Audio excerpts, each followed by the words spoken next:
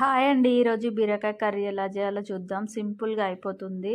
మా పిల్లలైతే చాలా ఆసక్తిగా కట్ చేస్తున్నారు. వాళ్ళకి కటింగ్ అంటే చాలా ఇష్టము. అందుకే ఈ చిన్న క్లిప్ తీశాను. ముందైతే ఒక కడాయి పెట్టుకొని అందులో ఆయిల్ ఏసుకోవాలి. ఆయిల్ మరిగిన తర్వాత జీలకర్ర ఆవాల వేసుకోవాలి. ఇది కొంచెం వేగనివ్వాలి. వేగిన తర్వాత అందులో ఆనియన్స్, కరివేపాకు వేసుకొని బాగా కలుపుకొని కొంచెం గోల్డెన్ కలర్ వచ్చిన తర్వాత అల్లం వెల్లుల్లి పేస్ట్ వేసుకోవాలి.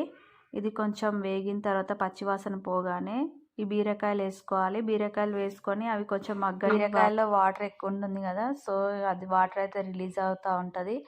అప్పుడు టమాటా వేసుకొని ఆ టమాటా కూడా మగ్గేంత వరకు ఉంచుకోవాలి. తర్వాత పసుపు వేసుకొని ఒక 2 మినిట్స్ ఆగిన తర్వాత దాంట్లో ఉప్పు, కారం వేసుకొని కలిపి కొద్దిసేపు మూత పెట్టుకోవాలి. అది కొంచెం మగ్గగానే అందులో మనకు కావాల్సినంత ఎసరు వేసేసుకొని మూత పెట్టి బాగా ఉడికించుకోవాలి. ఉడికిన తర్వాత లాస్ట్లో కొత్తిమీర వేసుకొని దింపేసుకోవాలి. అంతే.